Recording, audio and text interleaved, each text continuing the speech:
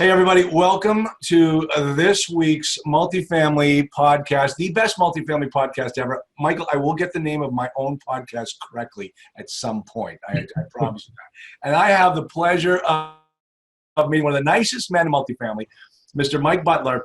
And he's been in the owner forum and a friend of mine for several years now, which is very cool. And as you can see, you know, he's talking to me from work, and he's got his scrubs on. You know, he might have to go save some lives a little later on, or just extend life. Which is what he's going to try to do to me someday. Try to save my own. What's that? Try to save my own. Yeah, save your own hide. So, but Michael, welcome aboard. It's so great to have you. I tell you what we're just going to do here is we're going to jaw about real estate, and we're going to talk about the good, the bad, and the ugly, and what you've done and how you get started in it, and what your goals are and what have you. So, Michael, for the people that don't know you, you are located well, let me see. When was the last time? Okay, yeah, you guys beat us in the Super Bowl a little while ago, but I think we soundly defeated you in the World Series recently at one point. Yeah, so Michael is in Philadelphia, and of course I'm up here in the Boston area. But Michael, let's get when you and I first met.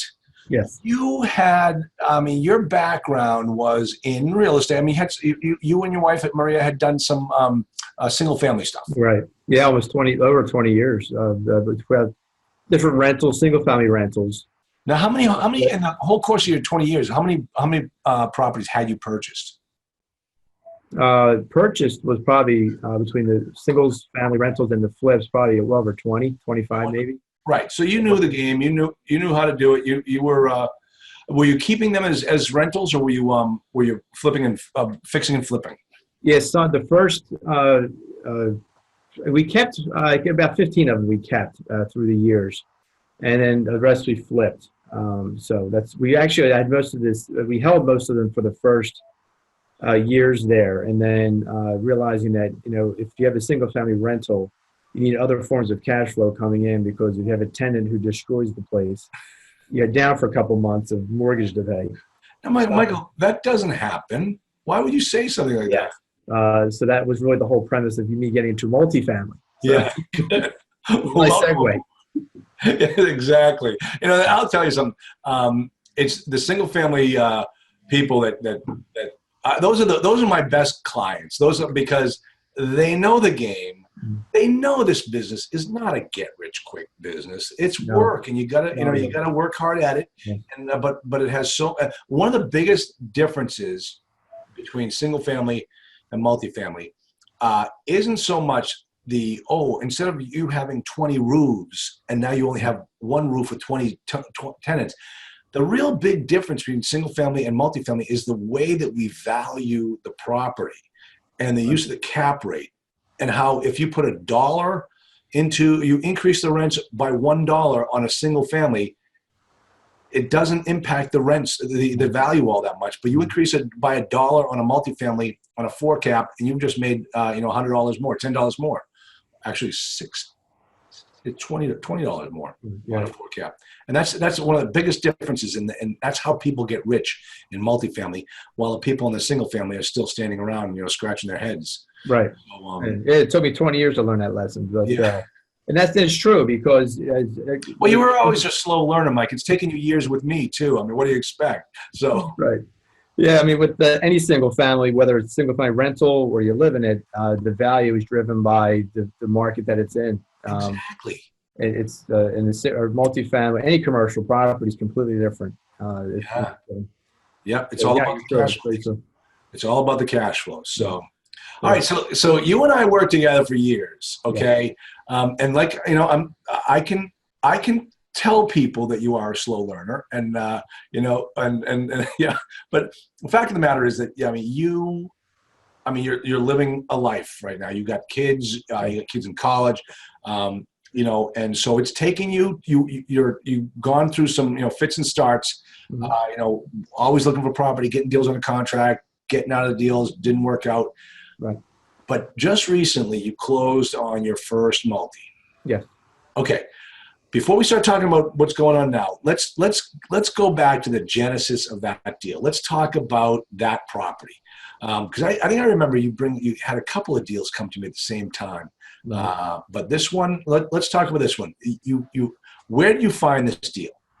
Yeah, this deal came to me out of a broker's office, out Okay. of the blue, actually, and I haven't spoken to them. I went down I've been looking in the southeast part of Yep. the country. Even though I'm from Philadelphia, the market here is a lot different in the Northeast, as you know.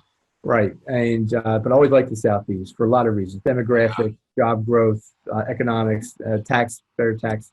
And you and I are going to be neighbors down there someday. Good. Yeah, Yeah. very good. We I were don't know if welcome you want to that. the I don't know if neighborhood. you're going to want that, Mike. But But so I was looking down there in the Carolinas, Georgia, Tennessee, great states, very pro rent or pro owner states in terms yeah. of laws But and more what have you. importantly, that's where the population is. Exactly. Right. Right. That's where we get our customers. Exactly. So always going down, willing to take a trip down to see properties and what have you. You're sort of building that relationship with the brokers. I haven't talked to this group in probably at least 5 or 6 months, and out of the blue, they sent me this deal. I was always looking for 100+ units for just economies of scale, what have you. But they called me with this deal and said, "Hey, looks like it may fit your window here." It was a great value add story behind it, and I said, "Sure, I'll take a look. Never say no. I'll take a look at anything Right. that's close to what I was looking for." And sure enough, the numbers worked. And the story behind the property was the 62-unit complex in a small market, Lexington, North Carolina, which is northeast of Charlotte and southwest of Greensboro, Winston-Salem. So a nice little market. But what I liked about it, it is small. I think the county population is maybe 30 or 40,000, if that. But there's a lot of Okay, so you look at Charlotte as being kind of they call it nowadays, and that would be considered a secondary market. right. And so yours is a tertiary market. But if you were to consider Charlotte a primary market, is Lexington kind of like it's one of its secondary markets? Yeah, it's probably more. It's considered more in the Winston-Salem MSA. It's a kind of a secondary market or tertiary market of Winston-Salem. Okay. Yeah. So it's a tertiary with a little t. Okay. Yes. Small airport. Exactly. Non-towered field. Correct. Michael and I, just for the record, Michael and I are both pilots, and we love talking about flying too. And we're probably going to not get through this podcast without talking about what we're all doing with our flying right now. Because Right. I'm pushing him. He pushed me, and now it's my turn to start pushing him on flying. Correct. Yeah. So anyway, okay. So you get to the brokers. The brokers send you this deal. Yeah. Let me ask you, was it one of those TBD type of deals where the price is to be determined, or did you No. know what they were looking for? No, he told me what he was looking for. He Okay. wanted 3.2, and so let me work with that and see what I can get. Okay. And what'd you come up with? Good. It came in around my valuation came around 3.4. I think it was the 3 point. It came in better. It was higher than. Than what he wanted. Yeah. Oh, And- wow.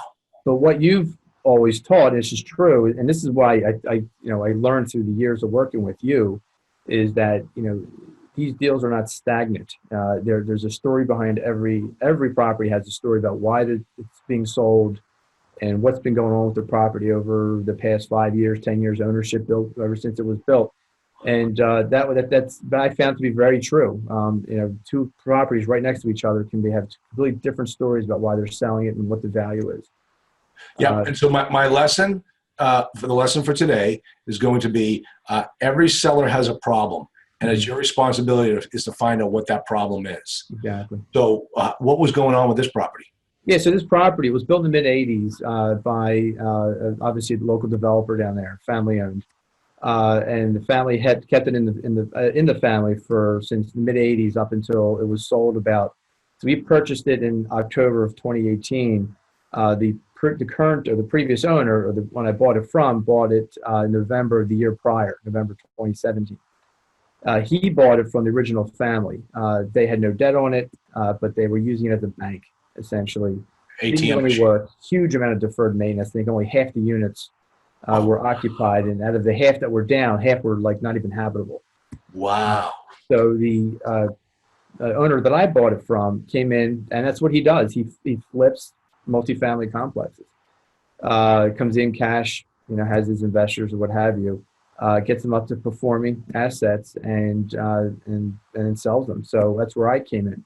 So there was a very strong, proven value add proposition to this property. He already did about probably half of the 62 units. So, and it was very well received in the market. He was getting probably $150 rent bumps, if not more, with the updated units. So my model was to come in and just continue that progress. Excellent. And that's what we've done, and it's worked out very well. Okay, so how are you? Okay, let's before we get to find out what's going on right now, let's talk about the transaction. Mm-hmm. So you get the deal under contract. Yes. First one under contract, first multi under contract. How did the due diligence go? It went well, but it was interesting because, as you know, we made under contract in mid-June of 2018. We did not get a commitment letter from the bank, a letter of interest. Right. I think actually it was my wife's birthday, 9/11, September 11th. So what that meant was, all we need to know is your birthday is December 7th. That's all we need to know, Michael. So what a volatile little family they are. Yeah, exactly.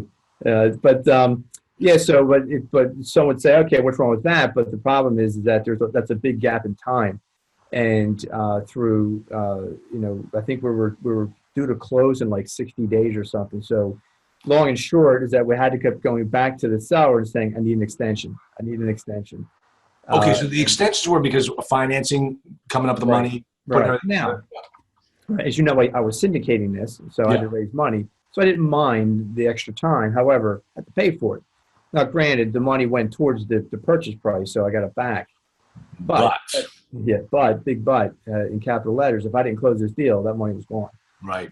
So, but long and short, it was that the financing took a while, and I don't know if it was the summertime. And this was a Freddie Mac, it was the agency that small balance program they had. Oh, good. So you got a non-recourse loan. Correct. Yes. Nice rate. Is that because your mentor, coach, all around great guy, told you never sign personally for a deal? Yes, and also I've learned that lesson myself because in my single family days I've done that, and that came back to bite me. Yeah. So never do that. Right. It's a business. Business. Don't let it destroy your personal life. Exactly. So it all worked that well. Good. So you got it, and you close around September. In September. October 12th. Oh wow! That was exactly 4:32 p.m. Don't you love that? You'll never forget it. Yeah. So you ask somebody like, what day did you get out of the service? My father can always tell you the day you got out of the service. You can tell you the day that you bought your first property. Yeah. So exactly. Good for you. Yeah. So how'd the transition go? Transition to ownership? Good. The transition has gone and it continued to go well. I will say that I learned a lot going through the first one. Certainly there were things that I could have done sooner than later. Just not going through, you just don't know. One being, the accounting process set up. The accountant, that's one. I had my accountant, but we decided to work through with the other people I'm working with this deal with. Let's try to find someone who's more closer to the area, things like that. But the biggest, I think, thing I learned was, your management system. You can have that in place and ready to go.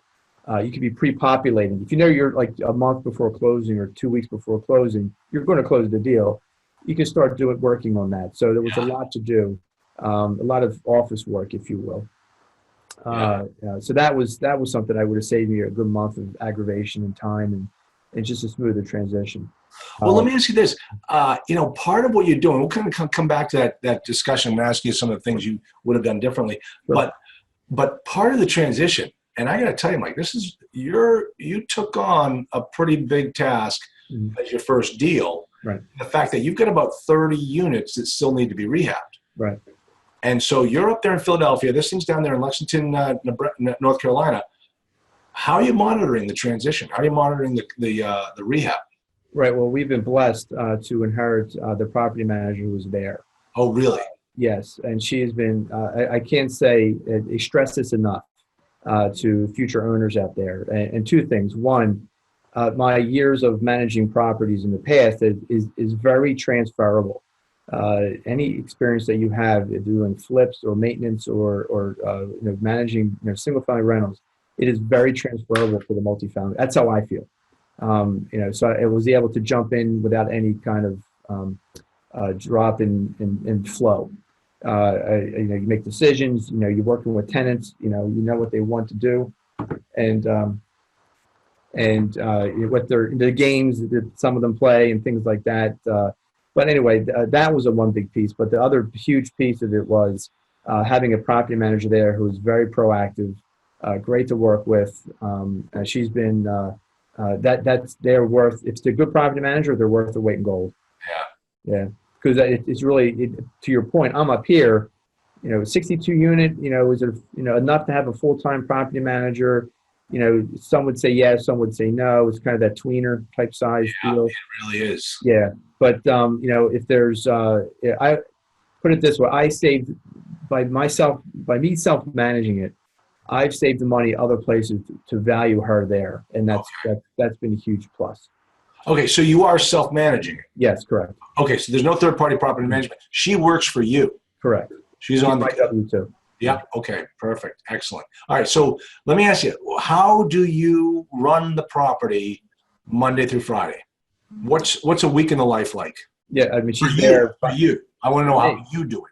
Yeah. So we have a Monday afternoon. Every Monday afternoon around 2 p.m. we have a call. Okay. Go through what's going on. We have our management system. We use Buildium. Which is a pretty decent system. It's not a Yardi level, but it's getting there, I think. Yeah. But anyway, we go through vacancies, what leases are coming up for renewal, what units repairs need to be done. She sends me a list. I keep a running log of maintenance for the property that we go over. We already went through one maintenance man already, and we've actually got another one who's I think better. But just going through the books and bills need to be paid and just the general operational type level of planning for the week and what are our goals for the week and things like that. We do that weekly. So give me your hierarchy. When you sit there and you're having that meeting, what are the most important things you look at first and go down the list as an owner? The first thing we look at is vacancies. Where's our vacancy rate and what's coming down the pike? Okay. Where do we need to market? What do we need to fill? If that unit's coming open, do we need to rehab it? Is it a light turn or is it a heavy lifting, full gut or something like that? So it's really income and expenses. What's coming in, and then what's going out. All right. And that's, What about work orders and what was the other thing? The evictions and things like that. Yeah. So we inherited an eviction. During the due diligence, there was this one tenant wasn't paying. I said when we did our lease audits, I said, "What's going on with this tenant?" I was told, "Oh, she's been served." Okay, fine. It's a process like anything else. So then, of course, we buy the property, and then what's going on with this tenant? I thought she got her papers served. She should be out of here within the next 30 days. We gave her notices. We didn't serve her any legal papers. So how long have you been giving her notices? For the past 3 months. So this is one you inherited. They should have got rid of her. Correct. Well, this is a game. Let me tell you, Michael. This is a game that the sellers play because they want that woman to keep showing up on the rent rolls as occupied. Right. And you just inherited that problem, and now you've got to start the whole process all over again. Right. Exactly. So it didn't over again even start. So okay. Yeah. Right. So, okay, that's fine. Dealt with this a million times, no big deal. Told the property manager, put a sign on her door, email her. Now it's time, date stamped. Okay, that starts the 10-day process. And then we file papers, and I had to walk her through the eviction process. She never did one before. Your manager had never done one before. No, she had not done one before because the company that she worked for, they had a regional person. Okay. But that's fine. And actually, because I'm out of state, I'm very familiar with Pennsylvania laws and Philadelphia laws. But so we had our attorney who did the closing. Hey, just walk us through this. This is what we're doing. Is this copacetic with and that everything worked out fine. She was gone. So She had already skipped. No, she waited till like the last weekend, and then she was gone. So no worries.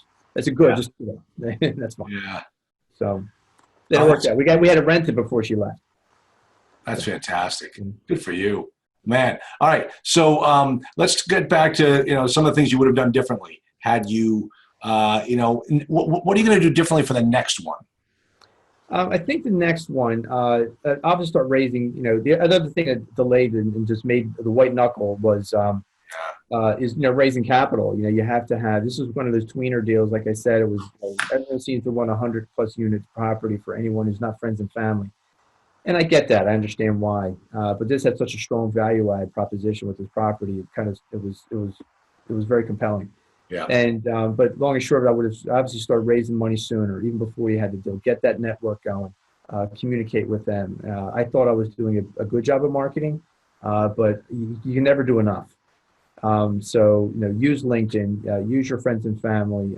Get in front of these people as much as you can. That would be one thing I would have done. I will do better next time. I've already started doing that now. I would definitely say get your accounting set up. When you have a property that's back under contract, open up a reserve account. Any money's coming in, keep it into one account. Just keep it. Just think about, because you have to settle all those books and reconcile everything after you close. And also for the end of year taxes, so it makes it a lot easier and smoother.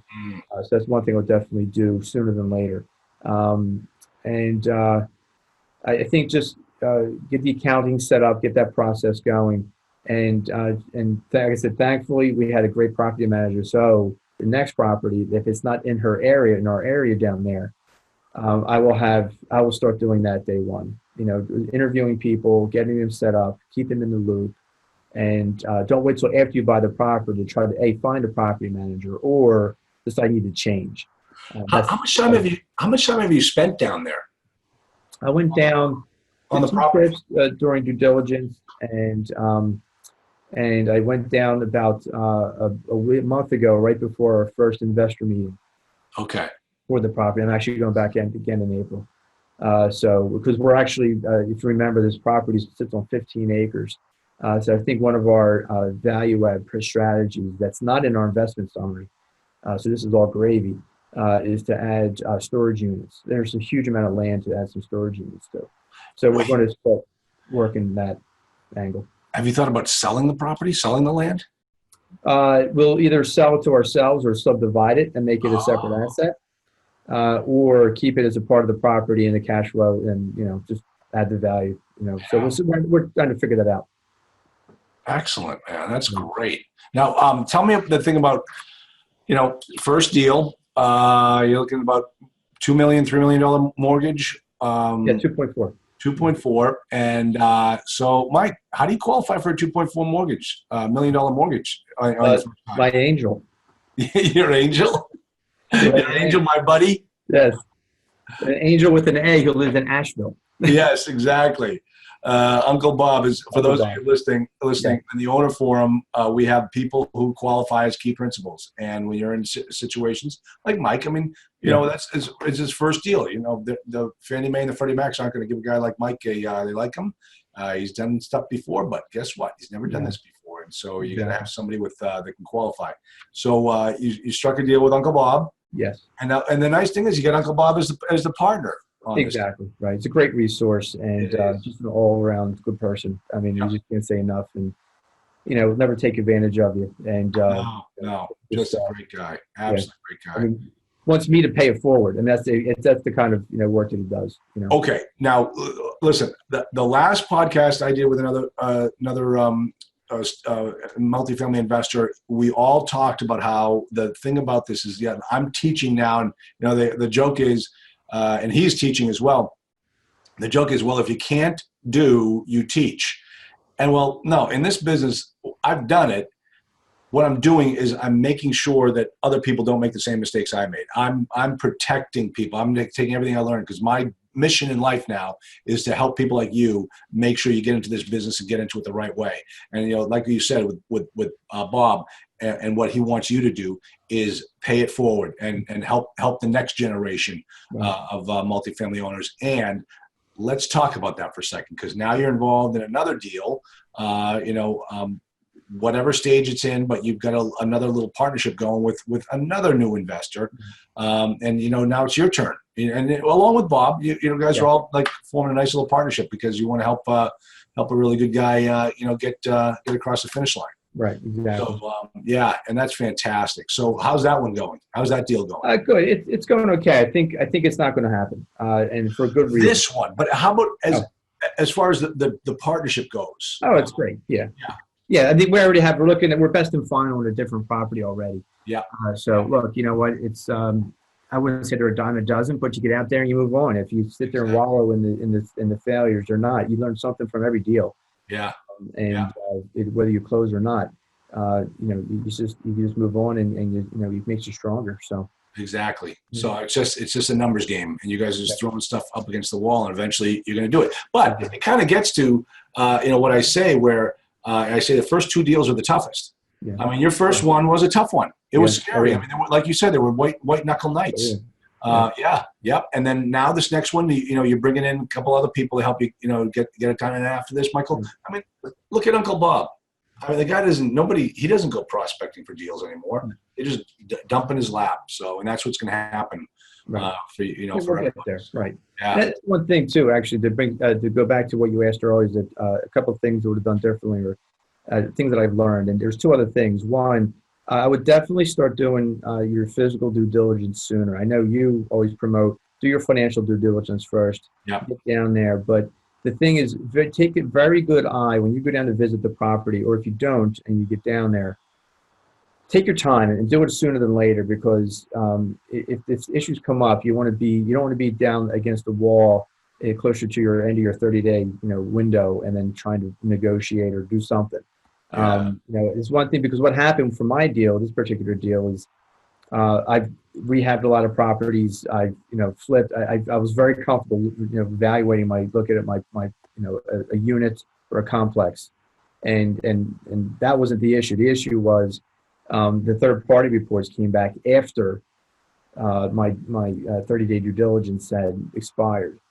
So because the lending took so long, so if you can try to get your third party, I guess my point is, if you want to get your third party report sooner than later, try to do it sooner. But did you have a financing contingency?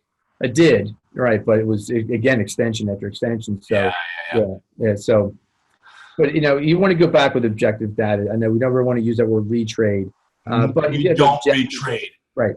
Yeah, but if you have objective issues with the property that you find during your inspections, that's a different story. Exactly. So find that out sooner than later is what I would say. And the last thing I think is what I've learned about myself going through the first deal was I was very resilient, more resilient than I thought I'd be, in the sense that as soon as I got to know about whether it was a financing issue about how to structure this deal, because I was looking at different angles because it was taking so long. Yeah. Or an investor saying no, move on, how about this way? How about that way? What about this? And it really worked out. So, just come in with a positive attitude and don't take no for an answer. But, the no's can be, just a springboard to say, well, yes. Yeah, exactly. No's are just one step closer to the yes. Yeah. That's what, that's what the old sales in you has to say. So that was new to me. I've never, I'm never a numbers guy. I'll fix anything. That's right, because you hide in the cathedral columns of the hospitals, and you're not out in the real world. It's I can fix anything. I can, it's one thing I've learned is that when a plumber tells me he's going to charge me, the first bill I got was for a circuit breaker repair on one of the panels, one of the units. It was like $200. I'm like, what? Yeah. The thing is, a circuit breaker is probably like $20 maybe. Exactly. Right. Yeah. Okay. I'll give you maybe $50 to change it. So don't. We had that conversation. So but things like that you learn. But going out and selling and raising money. That was a new egg for me. I mean, I pushed my envelopes. Excellent. Good. But that's the name of this business. And as you can see, as I always say, this is just a sales and marketing business. Right. That's all you were doing. Was you're out there selling your deal and finding the customers and making it happen. Yeah. But get that list going sooner than later. Yep. Yeah. Now, what about the structure of the deal? How do you structure that? With regard to debt and equity? The syndication deal. Yeah, so we did a 8% pref cumulative for the investors on cash flow and a 70-30 split on equity. So And you get 30, they get 60. Okay. Yeah, that seems to be the going rate out there. I think most investors are looking for. And that fits into this asset class too. Excellent. Yeah. So how do you feel? Good. Within the first 3 months, we made our first distribution.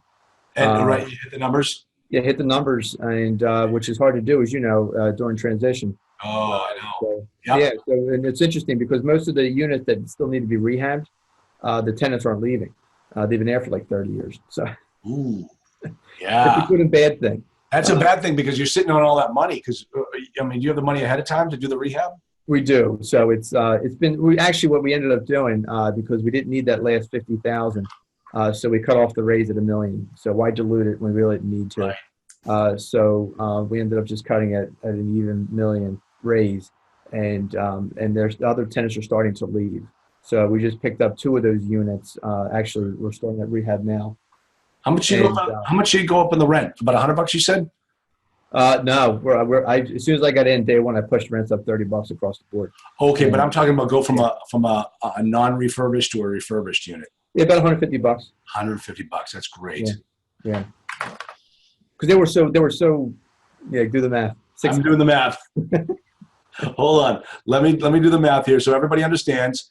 That's 150. I'm gonna do it based upon all 62 units. Okay. Okay. All right. So $150 more times 62 units times 12 months. Okay. Wow. Oh, that's almost $1 million. Yeah. Divided by what's the cap rate you bought it for? 6. What did you say? 6. You're buying the drinks, buddy. That can't be right. Wait a minute. Good to 32 units. Oh, okay. Times 32. Yeah, okay. Times 32 units times 12. Okay. No, wait a minute. Come on. $150 times 12 months times 62 units, 31 units, divided by 0.06. There we go. Yeah, about $1 million. Yeah. That's how much your net worth is going to increase because you made the right decision and joined the owner forum, Multifamily Investing Academy, and got to know the big guy. That's so cool, Michael. That is awesome. Plus, that doesn't include the storage units if we end up doing it. Yeah. So, because the construction costs for them are so cheap. I mean, it's like $50 a square foot. And they can throw it up in a weekend. Exactly. No maintenance. So very little. Yeah. And then, you don't give those things away, but you can entice new tenants. You don't even need to entice new tenants. I mean, what's your occupancy now? Today, as we speak, is 100%. Yeah. That's fantastic. Yeah. Oh, bravo, Michael, bravo. And like I started off, this could not have happened to a nicer guy in the multifamily business. Well, I could have done without you and Bob and everyone else in the forum. What's great about it is there's such a dichotomy of experience levels there. It's amazing. And you've grown so much. I mean, I think I was your third or fourth student, I think. Yeah, you were. Yeah, I'm so happy to say that. Yeah. So Michael, please do me a favor. Just confirm for everyone that I never go up on my rates. Once you're in the owner form, I never increase my rates. But please don't tell people what you're paying. Please, whatever you do. Yeah, glad I got in early. You did. You definitely are glad. Yeah. So, hey, why can't I have Mike Butler's rate? Yeah, no, you're out. You're out. Don't even ask. You're out. So no, you were. I mean, there's so many different levels of experience, and even if you're new, and by me saying earlier that it's helped me because I had previous experience with managing. Don't let that scare anybody away. If you're coming in with no experience and just have a desire to do this, those resources are there. Charlie knows people. I know. I mean, everybody. We all can help out in some way. And you lack for nothing in the owner form. You have everything you need. Mm-hmm. If you can't do it, the problem is with you. Right. So you just got to work. So, well, Michael, thank you so much for being No, my my pleasure. guest on the best multifamily podcast ever. I tell you, I love hanging out with you. I love when I'm down there in Philadelphia. Yeah. I love Maria, and we always have a good I love time it too. when we get together. It's such a blast. I love seeing you on Monday nights from your kitchen table where Adam keeps poking his head in the picture. It's so great. It is so great. So, and I'm sorry I missed you last Friday. Yeah, it was on call. I had to leave. Yeah. I understand, but I would have loved to have hung out with you a little bit. So, but Michael, thank you so much for being one of my first guests, as you were one of the first people in the owner forum. Yeah, so you got to get back. I mean, you probably have that guy under anesthesia right now, and he's probably ready to get up and walk off the table. So you got to go look at him right now, see if he's still there. Listen, all right, buddy.